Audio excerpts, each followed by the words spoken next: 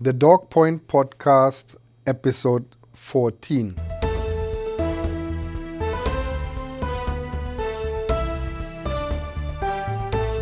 Welcome to the Dog Point Podcast. Today's episode 14, and I would like to clear up one or two things that affect our industry. It is good to have a lot of information available at your fingertips, but it can also be a bad thing because it can get confusing, especially to new dog owners, new trainers, and it is a trend of recent years that a small group of people believe that they invented dog training somehow, that they're the only ones that know how to do the work, and if you don't train the way they do, then you are either a bad person, you are lazy, or whatever other attributes they want to throw behind you. I have a message for those guys. Grasshopper, you have a lot to learn. That's all I can say to that. Because most of them are in this business for all but 5 years, have taken an online course somewhere and got some certification behind their name and believe now they know everything there is to know about dog behavior. And nothing could be further from the truth. And there is a reason why they take 2 and 3 years to fix a problem in a dog, while others fix that same problem in a few sessions or a couple of weeks. Okay? There are people who train at the most top level in dog sport, successfully have become world champions, some of them multiple times. There are others who are absolute artists when it comes to solving problem behaviors in dogs. A lot of it being done through play, like Larry, for instance. Those guys, you will find that trainers who genuinely love dogs and want to get better at training dogs will look at each other's work, will take each other's courses, not for the certification part. Some of them don't even want the certifications. It's just they know about 90% of what is taught, or 95%, but they're craving the 5% that they didn't know. And so everybody keeps getting better because trainers like this have an open mind, versus another group that it's our way or the highway, and if you don't do that, we're going to come after you and we're going to try and assassinate your character on social media because we want to control everything. And oftentimes all you have to do is follow the money. Follow the money, follow the endorsement deals. All that rhetoric is geared towards views and comments and engagement on social media because that in turn pays. It is not about the dog.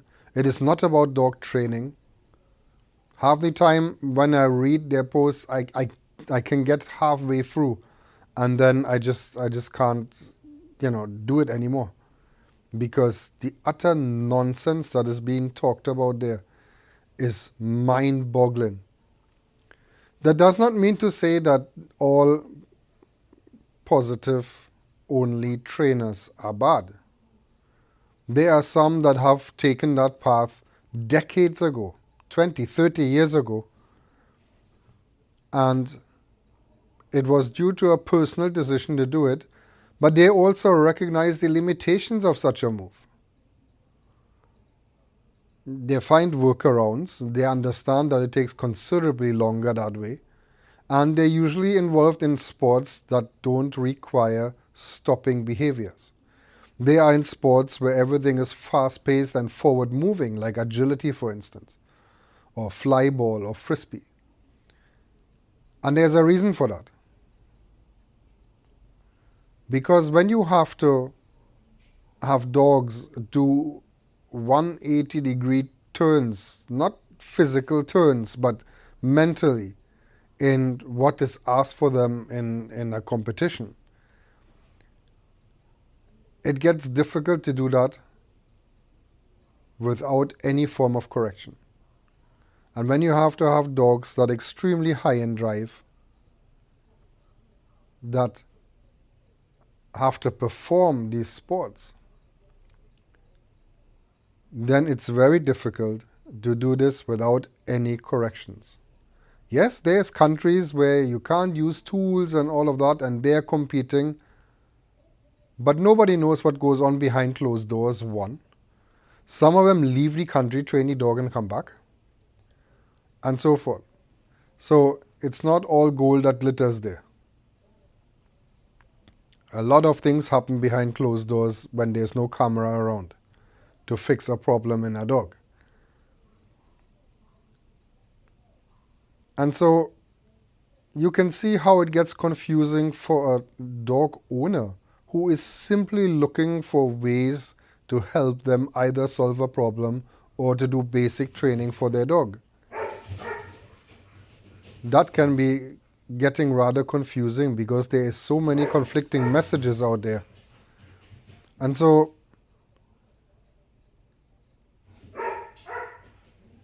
let common sense prevail. Most people are making it through life because they have some level of sense and know right from wrong. Okay? Having said that, use that same instinct to find your way through solving the problem with your dog or training your dog or finding the right trainer for you. I've always said, and I will always say, this whole debate about training tools is really and truly a stupid argument, because you can take any tool, a leash, a flat collar, prong collar, e-collar, slip lead, martingale collar, whatever it is, and be cruel with it. The cruelty lies in the other end of the leash, the person that's handling or training the dog. If that person is inclined to be cruel, they will be cruel with whatever they have in their hand. That does not mean that banning training tools is the way to go. It isn't. It's a tool. If used correctly, can do wonderful things. Can create the dog that you're looking for.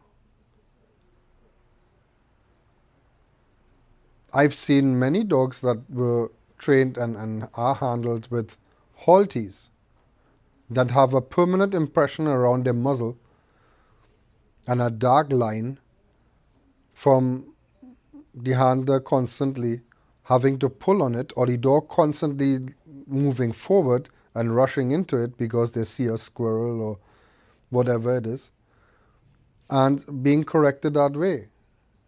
I've seen dogs that got injured with front pull harnesses because they suddenly shot forward seeing a squirrel and the handler was stationary and it realigned the whole front shoulder portion. Nobody can tell me that that's not aversive. It is. It is very aversive. And you will see that most dogs that are handled on halties, when you come to put it on, they try to avoid it. They put their head down, they turn it to the side, they do everything in their power for you not to put it on. But I know a lot of dogs, mine included, if you jingle the pinch collar a little bit, the prong collar, or you have the e-collar in your hand, they very happily stick their head through it because they know, oh great, we're going to work, we're going to train. And that is because they're not being abused with it, but it's a form of communication where they know, okay, that was a mistake. I have to do it the other way. And then they get their reward, and then they can be in a position of making the right choice in the future.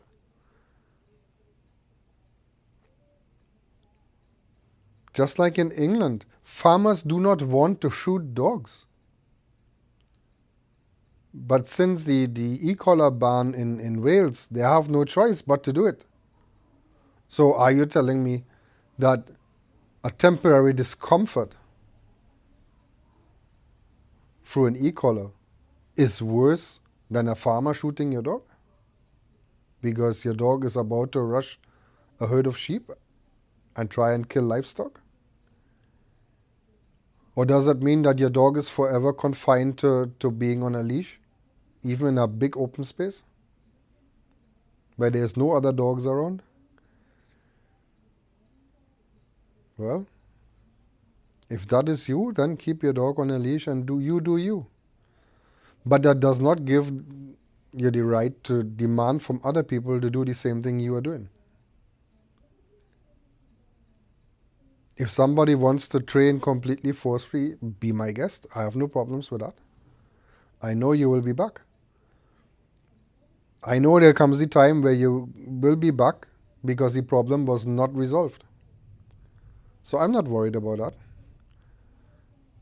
I just find it fair towards dog owners who are seeking the information, who are seeking the professional to help them on a subject matter that they know little about, that they're taken to the cleaners by 2 and 3 different trainers, and at the end of a year or 2 years still have the same problem with the dog.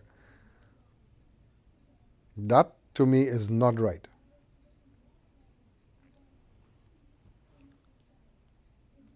So I know this episode turns a little bit into a rant, but those are things that need to be said, and they need to be said more often. Because as dog trainers that are in this business for 20, 30, 35 or more years, the truth has to prevail. We have to stop confusing dog owners. It's really not hard. You correct the behaviors you don't want, and you positively reinforce the behaviors that you want. Even when we use correction, this is the minority of the time. It makes up less than 5% of what we do. The rest is positive reinforcement. That is what those force-free guys don't acknowledge.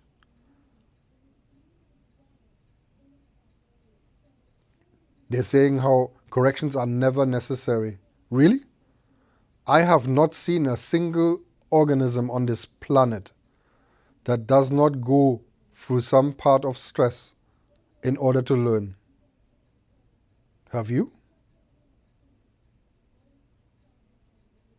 And then there are the extremists on that side that say, oh, you should get the dog's consent before you can train it. Say what again? So the dog fills out a form and signs it?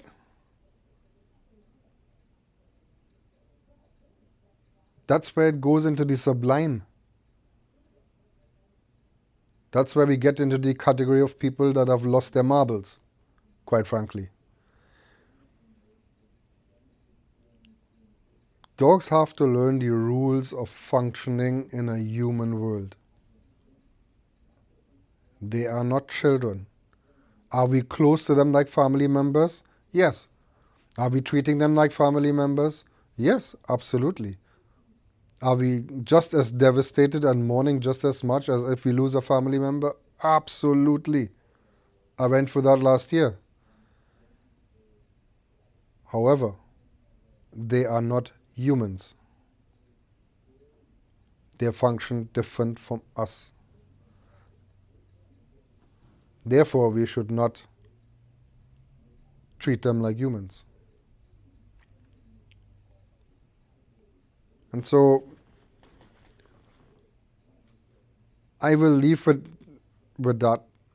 Let common sense prevail. If somebody is not the right fit for you, they're not the right fit for you. If your gut feeling tells you, nah, I don't think this is right, then don't. It's as simple as that. There are options out there. Those who are honest trainers will put a lot of their work out there. And those who just talk and stand on a soapbox hardly show anything because they're too busy talking and typing. Because to them, it's not about working with dogs. It's about the likes and the clicks and the money. The rest of us probably put out half the amount of videos because we are too busy training dogs. So let common sense be your guide when looking for a trainer.